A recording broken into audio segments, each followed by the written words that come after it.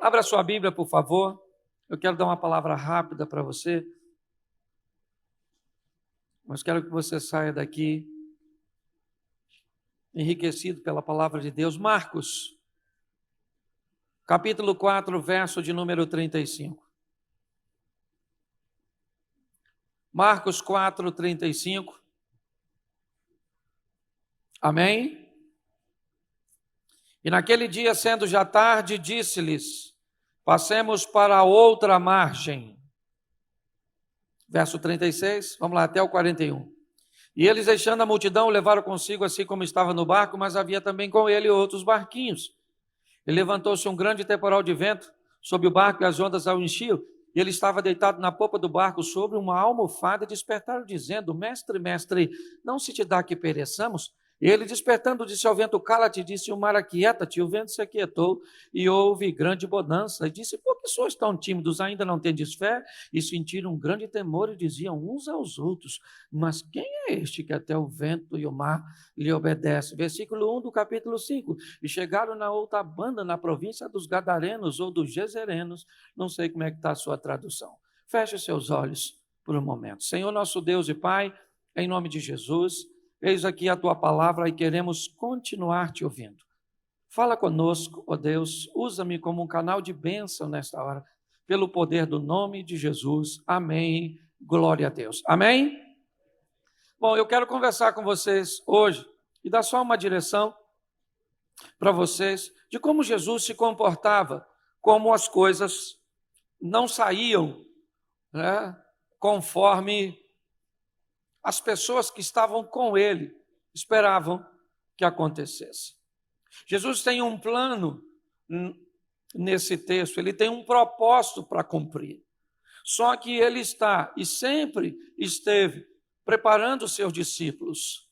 Ele está discipulando essa turma a lidar com situações, a reconhecerem o poder que estava sobre ele. E uma das orientações de Jesus, após partir dessa terra, foi dizer aos seus discípulos que eles teriam condições de fazer coisas maiores do que ele faria ou fazia. Ou seja, seus discípulos viram Jesus dizer a uma figueira que ninguém iria comer mais fruto dela. E no dia seguinte, passaram pela figueira e ela estava seca. Seus discípulos viram Jesus interromper um cortejo fúnebre e mandar o defunto de volta para casa, o filho da viúva de Naim. Seus discípulos viram 5 pães e 2 peixinhos nas mãos de Jesus alimentarem uma grande multidão. Seus discípulos viram Jesus orientar a Pedro e pescar um peixe. E disse a Pedro: quando ele estiver nas suas mãos, retire uma moeda que está no interior de sua boca e pague o meu e o seu imposto. Os discípulos de Jesus viram, nessa passagem que nós vamos narrar um pouquinho mais à frente, Jesus expulsar demônios. Ou seja, os discípulos vêm acompanhando Jesus e Jesus utiliza um ambiente extremamente versátil, demonstrando sua autoridade em todos os ambientes por onde passa, quer por demônios, quer por fenômenos naturais, quer sobre a morte, quer sobre ambientes de multiplicações inexplicáveis, porque seu propósito, qual é? Preparar seus discípulos. Os discípulos de Jesus foram tão bem preparados que a história e o legado deixado por ele a 12 homens faz com que estejamos hoje num ambiente tão distante, certo? Da origem dessa história. Nós estamos aqui replicando o que aconteceu com eles. Mas é importante olharmos aqui e ver como Jesus vai alcançar seu propósito. O texto começa dizendo no verso 35 que Jesus chama seus discípulos e diz: passemos para outra margem. É importante notarmos que a ideia de ir para o outro lado não é de Pedro, não é de Tiago, não é de João, não é de nenhum dos discípulos. O plano de realizar a travessia é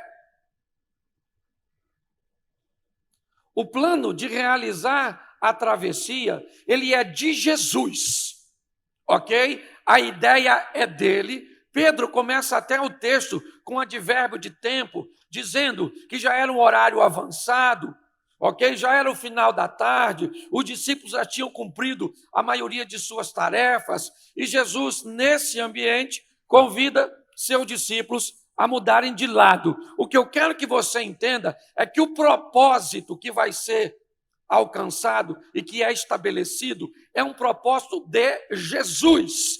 É Ele que lidera, é Ele que quer ir, é Ele que convida seus discípulos a ir para o outro lado. Então, qualquer problema que acontecer nesse caminho não é problema dos discípulos, porque a ideia de ir não é dos discípulos, os discípulos não sabem o que vão fazer lá, então tudo que acontecer aqui, eu preciso que você entenda que é como se Jesus estivesse sozinho lidando com os problemas. Os discípulos são apenas testemunhas oculares, eles estão apenas passando pelo ensinamento. Então, Jesus olha e diz: eu vou a Decápolis, eu vou ao lado leste do mar da Galileia, eu pretendo ir lá. Discípulos, vamos comigo, passemos para outra margem, vamos embora, ok? Essa é a ideia de Cristo. O que ele quer fazer lá, nós vamos descobrir mais à frente, mas ele tem um propósito pré-estabelecido. Coloca todos os seus discípulos no barco e vão atravessar para o outro lado. Ele disse: passemos. Ao contrário de Mateus capítulo 14, verso 22, onde Jesus obriga seus discípulos a entrar no barco e a passar por outro lado, certo? Onde Jesus não está presente, aqui Jesus diz: passemos, eu vou com vocês para o outro lado. Vamos lá. Então tá bom. Jesus entra no barco e o barco está indo em direção ao seu propósito. Aí o texto diz que se levanta um grande temporal, né? Ou uma tormenta envolto ao barco de Jesus. E aí eu pergunto a você, quem aqui talvez já possa ter pensado que o grande motivador desse tempo ruim e dessa tempestade é Satanás, tentando fazer com que esse barco não chegue do outro lado. Nós precisamos entender alguma coisa. Eu não conheço texto nenhum bíblico que incita que Satanás tem poder sobre fenômenos naturais. Que ele poderia fazer uma tempestade ser formada para impedir Jesus de chegar onde quer. Eu desconheço. Pastor, o que você quer dizer? Eu quero dizer a você que muitos dos obstáculos que você vai enfrentar na vida não tem a ver com o diabo, tem a ver com lições que a vida vai trazer para você, para que você possa crescer e se aproximar de Deus. Amém? Porque tem gente, esse dia eu estava num culto, deu um problema no microfone, a irmã falou: só o Satanás. Eu olhei para ela e falei: querida, se ele veio no culto, foi a senhora que trouxe. Porque comigo não foi. Ela me olhou meio sem graça. Porque muito de nós, qualquer obstáculo, não. O que era? Aquilo ali era um fenômeno natural. Isso. O texto diz que tinha naquele mar outros barquinhos, e o temporal veio para todo mundo. É assim que funciona. Jesus está lá querendo ir para o outro lado do mar da Galileia e a tempestade veio. Veio por quê? Porque era um momento de tempestade. Eu preciso que você entenda isso. Querido, ao longo da nossa vida, se tem uma coisa que para crente principalmente é com fartura, é tempestade. Não tem miséria. O tempo acabou de sair uma, parece que está vindo outra. Sim ou não? Sim ou não? Isso é um ambiente de tempestade. onde nós vamos aprender a manobrar melhor nosso barco, aprender a ter mais destreza. É assim que funciona. Quando eu olho esse ambiente, o que eu vejo?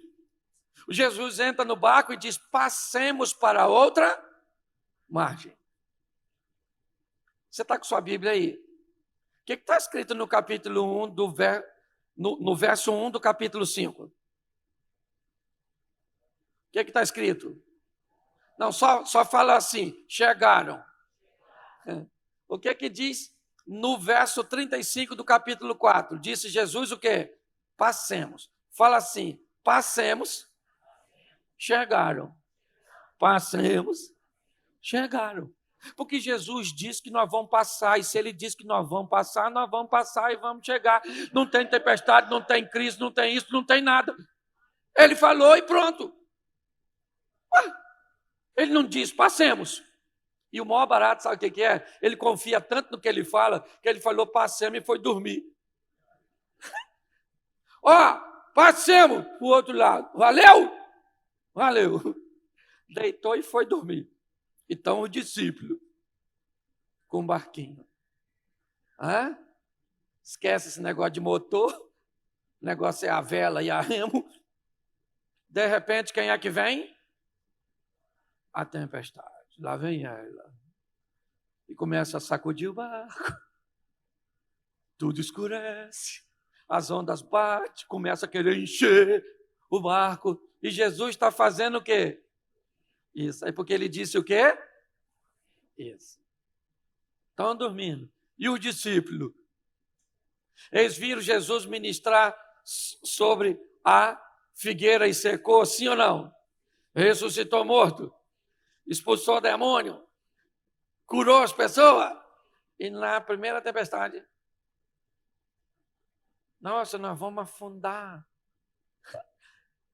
Uma coisa que deve ser difícil Deus olhar para nós é ver que parece que a nossa memória quanto ao passado é bem superficial.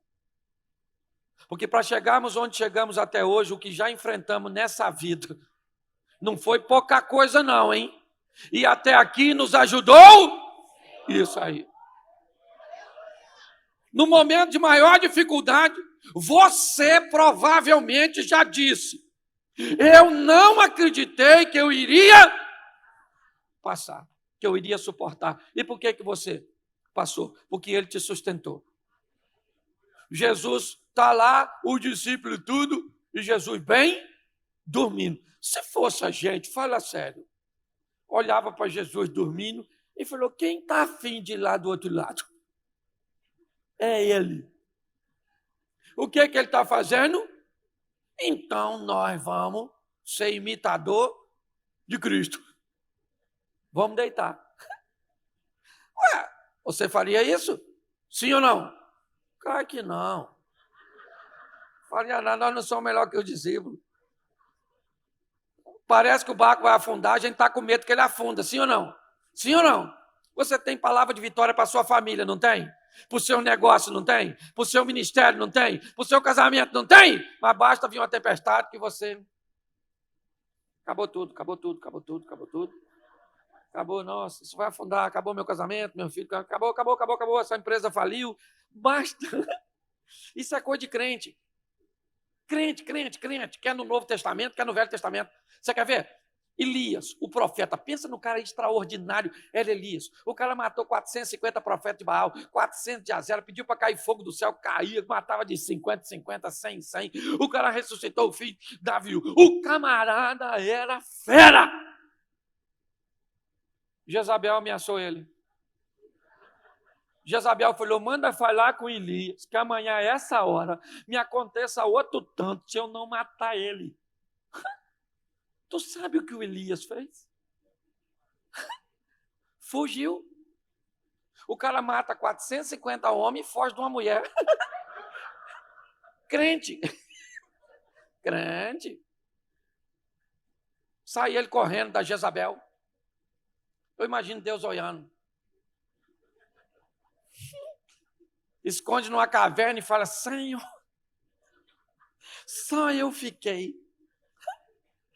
Eu quero morrer. Deus deve ter falado, filho, se você quer morrer, fica lá. Jezabel te mata, eu terceirizo o serviço.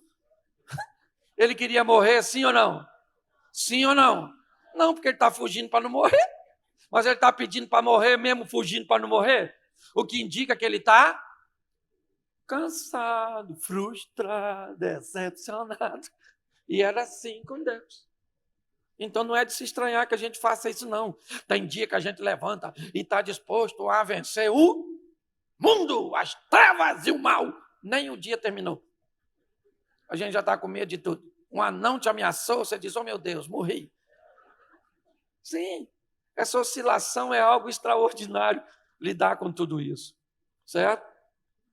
Os discípulos estão ali envoltos na tempestade e Jesus está dormindo. Sim ou não? Você dormindo. Até que um dos discípulos chega à conclusão de que vai afundar mesmo. E se vai afundar mesmo, vão acordar aquele que teve a ideia de botar a gente nessa furada. Porque ele vai morrer dormindo. Vão lá em Jesus e diz: ô mestre, acorda, porque nós vamos morrer.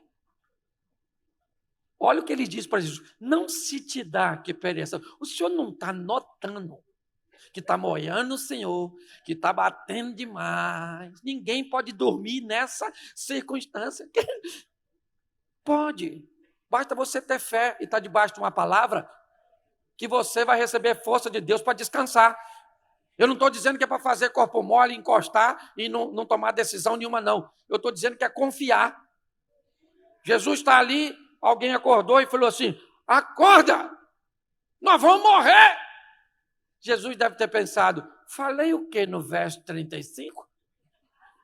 Não falei passemos? Essa tempestade não está contra vocês, ela está contra o meu projeto. Aí Jesus levanta meio nervoso, o vento soprando, o mar batendo. Ele falou: vento, cala a boca. Às vezes, quando a gente vai pregar com isso, sabe como é que a gente fala? A gente fala assim: vento, cala a boca. Porque tem gente que acha que só tem autoridade quem grita. Só grita quem não tem autoridade. É ou não é? É assim que funciona. Jesus não precisava gritar, ele podia falar assim: vento, segura a onda. Mar, não quero nem marola. Agora é piscina. Eu quero tudo, entendeu? É isso aí, fica quietinho. Eu estou com uma turma aqui que acabou de me acordar, não tinha necessidade, eu programei para acordar do outro lado. Mas ando com essa turma ruim de fé, me acordaram no meio do caminho. Olha só. O obstáculo era para Cristo, sim ou não? A ideia é dele de atravessar. Ele está seguro daquilo que está fazendo. É essa segurança que precisamos ter. Ah, pastor, mas nós não somos Jesus. Sim, mas somos imitadores dele. Entendeu? Quando eu olho para esse texto, o que eu vejo? Os discípulos agora confusos. Acabaram de ver um homem repreender o vento e o mar. Mas será que eles ainda estranham depois de tudo que viram ao lado de Jesus? Me parece que tudo aquilo que acontece o tempo inteiro ao nosso redor tem um propósito: fazer com que a nossa fé cada vez mais se solidifique. Quando nós olhamos para isso, o que vemos os discípulos conversando: mas quem é este que até o vento e o mar lhe obedecem? Querido, esse é o indivíduo que anda com vocês há quase 3 anos. Esse é o mestre de vocês, o rei dos reis, o senhor dos senhores. Ele é o alfa, ele é o homem, ele é o todo poder. Gente, deixa eu falar uma coisa para você, me perdoe, mas a grande parte das religiões, elas colocam um Deus muito passivo, um Deus muito distante. O Evangelho, ele bota um Deus que se compromete, que se entrelaça, que diz: se você estiver em mim e eu em você, você está entendendo? Há um comprometimento, é isso às vezes que nós esquecemos de tomar posse. O Evangelho não transforma você num super-homem, não é isso, mas ele tem que fazer com que você entenda que Deus habita Em você. É assim que funciona. Os discípulos estão vivendo e ele diz, mas quem é este que até o vento e o mar lhe obedecem? E quando eles dizem isso, o verso 1 do capítulo 5 entra em cena. E chegaram na outra banda. Eu imagino os discípulos chegando. Pensa, puxou o barco e desce tudo. Um olhando para o outro. Caramba, irmão. Quase que fundou, hein? Que perigo. Ixi. Mas o que nós viemos fazer aqui mesmo? Eles não sabem. De repente sai um cara meio pelado dos sepulcros, doidão. Um cara com os demônios. E vem na direção de quem? De Jesus. E dos discípulos que estão com ele. Pensa, acabou de sair de uma tempestade. Lá vem o cara correndo. Eu imagino um discípulo olhando para o outro. Quer ver? Achei que tinha acalmado.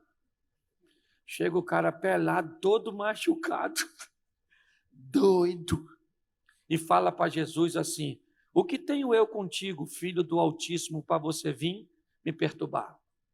Essa frase me demonstra uma coisa muito interessante, que os discípulos não sabem o que Jesus foi fazer lá, mas o diabo sabe, porque o demônio chega para Jesus, o que tenho eu contigo? Para você vir aqui me perturbar. O diabo já sabe que o assunto é entre Jesus e o cara. Porque o diabo pensa que o cara é propriedade dele e Jesus foi lá tomar posse daquilo que é dele. Mas quem é o cara? O cara é um endemoniado, nu, que ninguém quer viver com ele, está longe da família, vivendo no meio dos mortos, mesmo sendo vivo, se machucando, atacando os outros, já tentaram prendê-lo, ninguém conseguia, porque ele quebrava tudo e ninguém o matou, porque Deus tinha planos na vida dele, porque quem tem o Deus tem planos, não morre sem que os planos se cumpram. Agora, nesse momento, os discípulos são meras testemunhas, é Jesus e o camarada. Ele diz, que tenho eu contigo, filho do Altíssimo, para você vir me perturbar? Jesus diz, como é que é teu nome? Ele disse, o meu nome é Legião, porque nós somos muitos. Jesus disse, não quero saber a quantidade, sai dele agora. Aí os demônios falou, a gente pode entrar nesses porquinhos? Tinha uns porquinhos passeando lá. Aí Jesus falou, nos porquinhos pode. Os demônios saíram do endemoniado e entraram nos porquinhos, não precipitaram os porquinhos dentro d'água. Os porquinhos tudo mergulhou, suicidando. Aí quem é que chegou? A turma que cuidava dos porquinhos.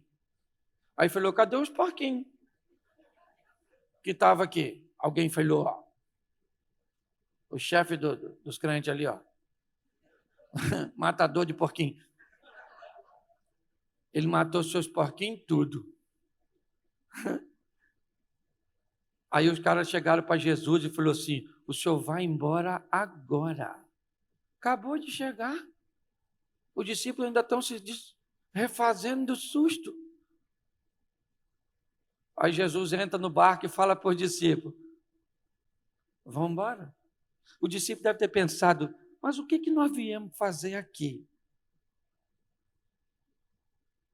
Quando eles entram no barco, o indivíduo que era endemoniado chamou Jesus e disse, o senhor deixa eu ir com o senhor? Jesus disse, não, querido, vá para a tua casa e para os teus e mostra para eles quão grandes coisas fez o Senhor por ti e como ele teve misericórdia de ti. Vamos embora. Capítulo 5 de Marcos. Capítulo 7 de Marcos. Depois você vê em casa. Finalzinho do 7. O texto diz que Jesus volta a Decápolis, ao território de Decápolis. 2 anos e meio depois da primeira visita, Jesus volta lá. E tem 4.000 pessoas para ouvi-lo, sem falar em mulheres e crianças. Pergunto eu para você, quem foi que Jesus deixou em Decápolis para pregar a sua palavra? Um cara que ninguém dava nada por ele. Eu preciso falar uma coisa com vocês. A maneira de Deus olhar as coisas é bem diferente da nossa. Ele olha uma mulher que teve 5 maridos e está no 6º. Qualquer um daria o título à mulher de vadia ou de qualquer outra expressão mais chula ou mais grosseira. Mas Jesus chega em território samaritano, conversa com a mulher no poço e transforma aquela mulher que para uns receberia um título negativo e se torna uma grande evangelista nas mãos do Senhor. Eu queria que você entendesse que Jesus coloca aqui um propósito, e mesmo sendo o propósito dele, ele tem que encarar a tempestade, ele tem que encarar a incredulidade dos discípulos, ele tem que encarar a dificuldade dos homens de Decápolis de entender. Mas ele consegue sobreviver a todos esses obstáculos que se interpõem entre ele e seu propósito. Eu não sei o que você quer para a sua vida, eu só sei de uma coisa: entre o que você quer e a realização existe um percurso. E nesse percurso nós iremos enfrentar muitos obstáculos. Você pode encarar os problemas do jeito que você quiser. Alguns olham o problema e vê em seus problemas um ambiente de destruição, vê a presença do diabo, ele vê a dor, ele vê a humilhação, ele vê a perda, mas você vê gente que consegue, em meio à crise, enxergar as oportunidades, enxergar o agir de Deus, enxergar o crescimento, o aumento da fé. Eu tenho aprendido que pessoas no mesmo ambiente podem ter perfeitamente visões totalmente distintas. O que nós precisamos entender é que a grande maioria de nós hoje aqui estamos debaixo de pressão.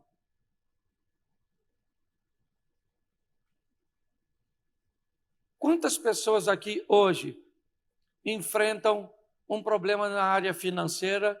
Levante a mão. Isso. Quantos aqui hoje enfrentam um problema na área da saúde? Levante as mãos. Quantos aqui enfrentam um problema na sua área familiar? Levante a mão.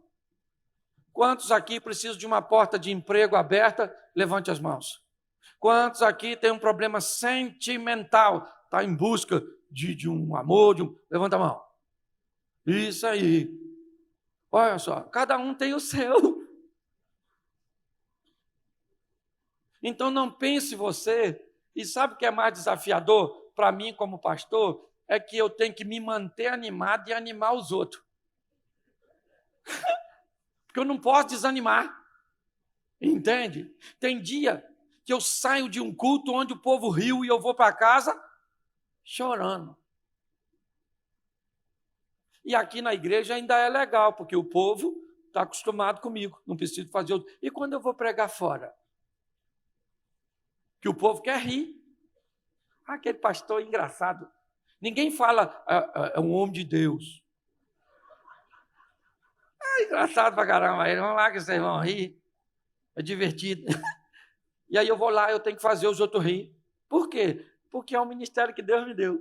E depois eu vou para casa chorando às vezes. Senhor, às vezes está doendo, estou passando mal. Ou estou cansado. Pensa, cansado. Eu estou pregando tanto que eu cheguei esses dias em casa, olhei para minha mulher e falei, abra sua Bíblia em Mateus capítulo 5. Ela falou, Cláudio, você está em casa. Eu falei, então vamos só cantar um hino para acabar o culto. De tanto. Eu prego amanhã, depois da manhã, eu não posso desanimar, não posso. E agora eu descobri que além de não poder desanimar, eu ainda tenho que animar vocês. Então vamos embora, nós vamos vencer. Os nossos projetos vão se tornar realidade porque Deus está do nosso lado. Por isso é que eu tenho falado, falei isso aqui na quarta-feira e vou falar hoje. Olha só, pensa se a salvação fosse em grupo. Lembra disso de quarta? É para você que não veio quarta.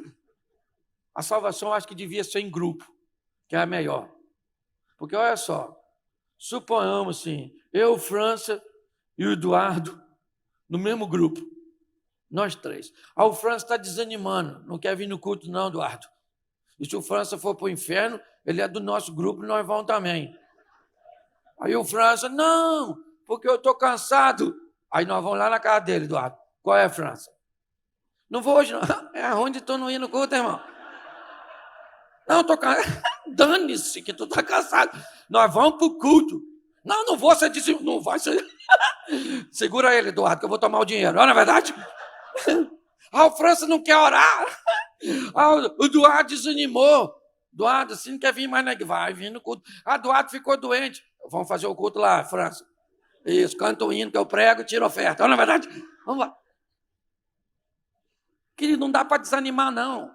Você vai sair daqui hoje e olha só qual é o meu desafio. Eu tenho 3 horas por semana. 1h30 hoje e 1h30 quarta-feira, para animar você. E o restante, só desânimo. Liga o jornal, morreu tanto, fazer isso, não sei o quê. É o Bolsonaro, é o Lula, é a Venezuela, é a Bolívia. É isso, é a bala perdida, é aquilo outro, infração, e não sei o quê. E a mulher mais bonita que você, olhando para o seu marido. E é o seu menino que está ficando doido. E é um dinheiro que acabou. Aí vem para a igreja. Aí como é que eu falo? Gente, a situação está muito difícil. Vamos orar. Eu tenho que animar você mesmo. Então, deixa eu falar uma coisa para você. Não há uma conspiração no mundo contra você, não. Porque você é, assim, o alvo a ser abatido. Todos nós estamos numa guerra. Então, você tem que sair daqui e fazer o quê? Sabe o que você tem que fazer aqui hoje? Hoje não é o primeiro dia da semana. Então, você vai para a sua casa, dobra seu joelhinho e fala, Senhor, olha, está começando hoje. Sabe? Nem sei como é que vai ser. Mas o senhor sabe de tudo. O senhor sabia até que aquela mulher da pregação, lá da oferta, estava durinha. Então o senhor sabe, eu sou primo dela. Também todo. Conta para ele a sua reali e comece sua semana se fortalecendo em Deus, na oração, no jeito. Eu não sei como é que você vai se fortalecer. Agora, uma coisa eu preciso falar com você: sai de perto dos cabeças de bagre, dos Zé Ruela, das pessoas negativas. Anda perto de doido. Entendeu? O cara está olhando, está chovendo, vamos vender picolé. Não é verdade? Tem que ser doido. Tem que ser doido. Porque andar com gente certa, da cabeça, não dá, não. Nós temos que andar com gente que tem fé. Fé. Fé. Eu lembro da história o pessoal fazia um tempão que não chovia. Aí o pessoal estava orando para chover. Aí avisaram um garotinho, 10 anos. Nós vamos para o monte. Para quê? Para chover. O garotinho falou... Mas tem mais de um mês que não chove. Ah, pois é, o pessoal está indo aí. O garotinho falou, então espera aí. Mas como é que vai ser? Ele falou, não, eles vão lá falar com Deus para chover. Aí o garotinho falou, então espera aí. Foi lá dentro para um guarda-chuva. Aí o pessoal falou, o que é isso? Ele falou, nós não vamos pedir chuva. Eu vou pegar chuva no caminho. Ué. Porque a gente fala, querido, mas não acredita naquilo que... Então você tem, o que você está precisando? Fala com Deus. Desanima não. Não desanima. Sabe por quê? Desanimar não é a solução. Está difícil? Está ou não está? Está ou não está? A violência está crescendo? Sim ou não? Está ficando perigoso? Sim ou não? Está ficando sinistro? E daí? Esse dia eu estava no... O cara falou assim, o senhor mora no Rio? Eu falei, moro. Ele falou, Rio de Janeiro é violento, hein? Eu falei, não é. É. Eu falei, sou eu que moro lá. Eu moro lá 50 anos. Estou vivo. Eu falei, violento é do Jardim do Éden. Porque Caim matou Abel, morreu 25% da população. Num dia só, tinha 4, morreu 1. Um índice alarmante. Aí olhou para mim e falou, o senhor é louco? Eu falei, não, eu sou quase louco. Então eu sou o cara que acredita no casamento. Eu acredito. Eu acredito que Deus pode transformar gente. Eu acredito. Eu acredito que gente ruim pode virar profeta, pode virar evangelista. Eu acredito que gente que chega aqui com crise pode sair daqui com a sua crise resolvida. Eu acredito. Sou louco? Posso até ser. Sei que a sua semana está começando hoje. Amém? E vai ser, escuta o que eu estou te falando, vai ser a melhor semana do seu ano. Você acredita nisso? Você está... Espera um pouquinho. Você está a fim de contar um milagre na quarta-feira? Quem está a fim? Isso. Quarta-feira quem prega sou eu. Se a gente tiver muito testemunho aqui, porque o meu eu vou ter para contar, certo? Eu não vou nem pregar, vou deixar só o pessoal contando testemunho. Agora, fica de pé. E olha para a pessoa que está do seu lado. E diga assim, eu não sei se você vai viver seu milagre. Eu sei que eu vou viver o meu. Porque Deus gostou de mim. Ele foi com a minha cara. E eu vou viver o milagre. Porque o meu Deus é o Todo-Poderoso. E não há nada que Ele não possa fazer. Amém? Amém? Feche seus olhos. Feche seus olhos. Pai, leva-nos debaixo das suas mãos poderosas. Que saiamos daqui, ó Deus, crendo que o Senhor é o Todo-Poderoso. Que o Senhor entra com providência a nosso respeito. E que vamos viver um milagre esta semana. Em nome de Jesus. Leva-nos, ó Deus, debaixo de tuas mãos poderosas. Que o grande amor de Deus, o nosso Pai, a graça de nosso Senhor e Salvador Jesus Cristo, e as doces consolações do Santo Espírito de Deus, seja para com todo o povo do Senhor, e todos digam, vá viver a sua vitória, depois vem contar. Amém? Uma boa semana, vá em paz.